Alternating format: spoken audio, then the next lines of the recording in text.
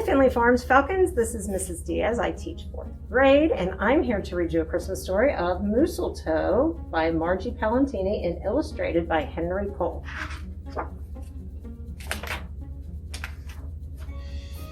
'Twas the season, and Moose was merry. He joyfully tickled the ivories with a tune full of tidings and a flurry of fa-la-las. He was so full of ho-ho-hos, even his moustache had the holiday spirit.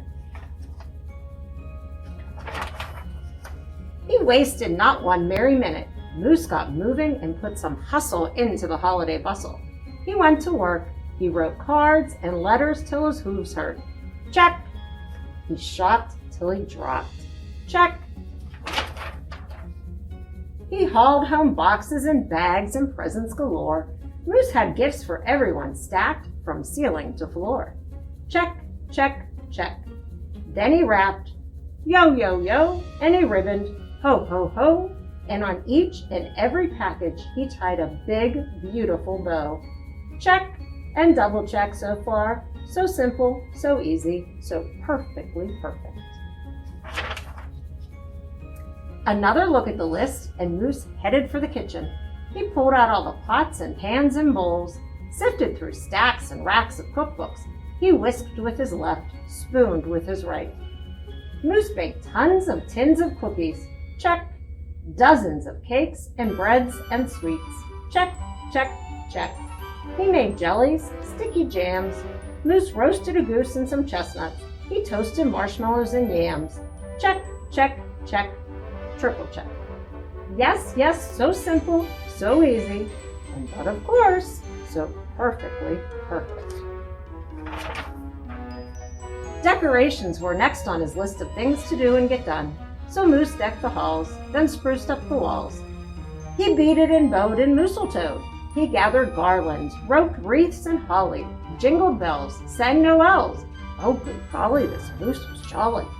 Check, check, check, check, check, check, check.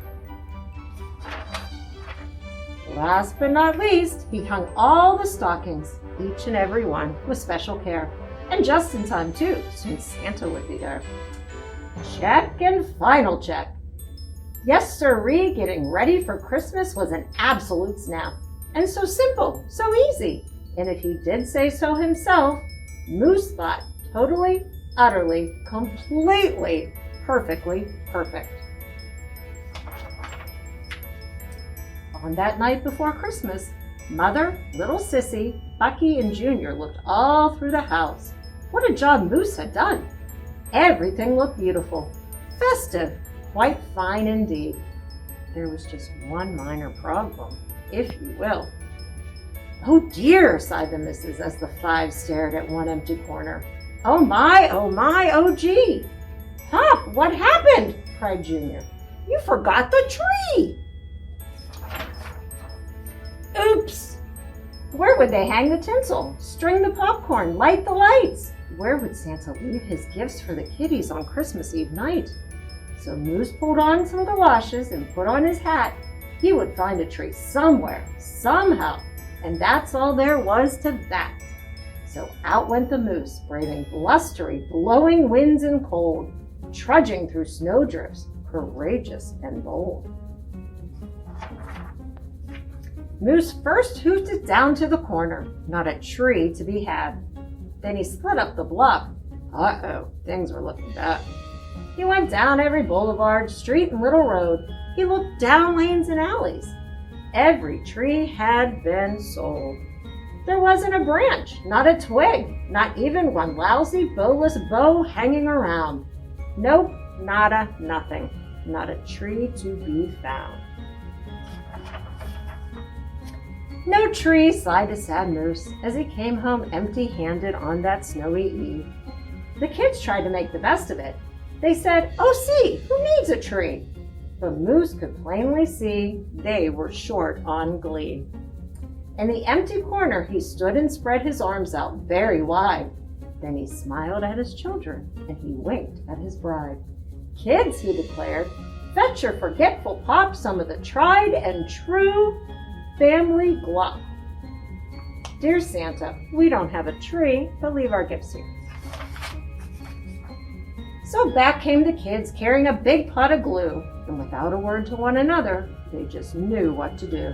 They took each apart, grabbing strands, taking hold, and carefully, oh so carefully, they plopped and they plopped, they pasted and they pressed.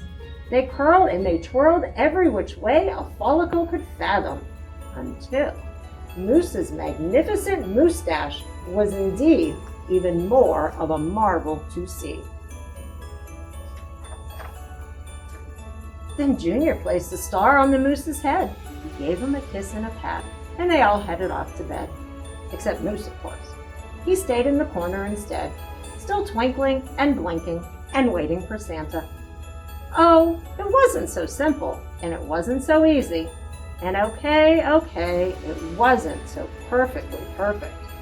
But you know what? It was pretty close. Ho, ho, ho! Merry Christmas.